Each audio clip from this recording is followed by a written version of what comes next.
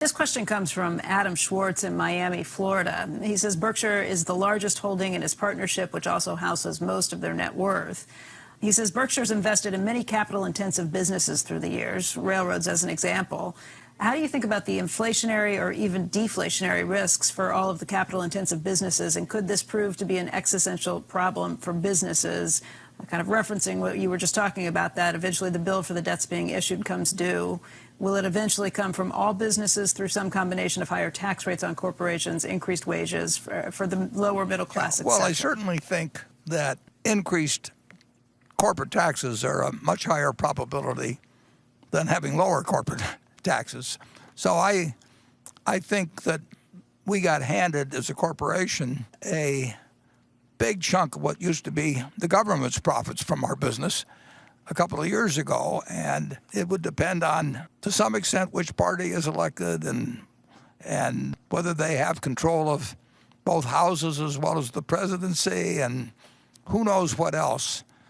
But we could very easily have higher corporate income taxes, and perhaps much higher corporate income taxes at some point. And in terms of capital-intensive businesses, they're just not as good if you can find an equally good business. I mean, in terms of operations that doesn't require capital. I mean, the Seas never required capital. It didn't grow, but it just doesn't. It didn't take money to expand it, and it delivered enormous sums to us. And because we own it within Berkshire, to redeploy it elsewhere didn't require a lot of tax expense, either at the corporate level or at the personal level. So you really want a business, and everybody wants a business, that doesn't take any capital to speak of and keeps growing and doesn't take more capital as it grows. Now, our utility business, the energy business, requires more capital as it grows.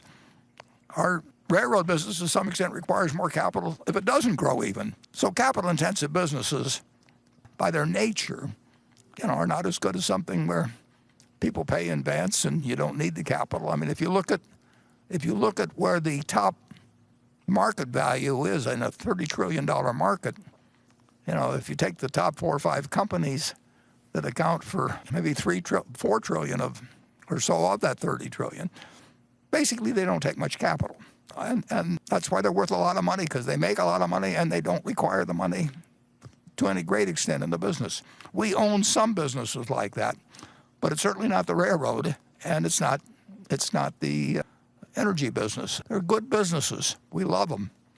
But if they didn't take any capital, they'd be unbelievable. They're good. But that's what we've learned from 50 or 60 years of operating businesses, that if you can find a great business that doesn't require capital when it grows, you've really got something. And to a certain extent, because insurance uses the kind of assets we would like to own anyway, our insurance business doesn't really take capital. It requires having capital available, but we're able to invest that money largely in things we'd like to own anyway. So we're particularly well suited for the insurance business, and it's really been the most important factor in our growth over the years, although a lot of other things contribute. Greg, you were in the capital-intensive business a long time. Tell us about it. Well, I think there's no question, obviously, we'd prefer to be in a less capital-intensive business. But there are unique opportunities there. And the one I would touch on when I think of inflation, or even potentially as we go through this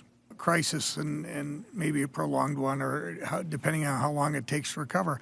I mean, we are in a unique, when we're looking at energy or rail, we do have a certain amount of pricing power.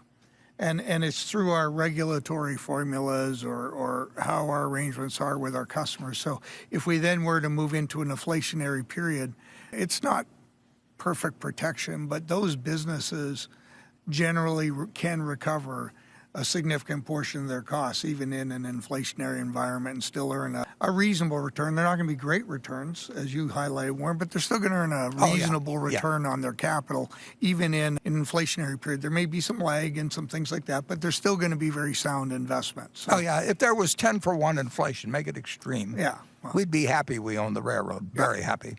Well, we'd be investing a lot of capital in it, but that business is, in my view, is a very, very solid business for many, many, many, many decades to come. I said originally we bought it with a 100-year time horizon, and I've extended that. So it will earn more dollars if there's a lot of inflation.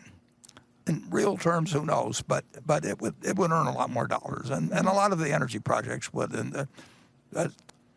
But it's better if we don't have inflation, and it's better if we don't have capital. If we can find the same sort of businesses that aren't as capital intensive, we've got capital. I mean, we're ideally positioned for capital intensive businesses that other people have trouble raising capital for, but they've still got to promise decent returns. All right.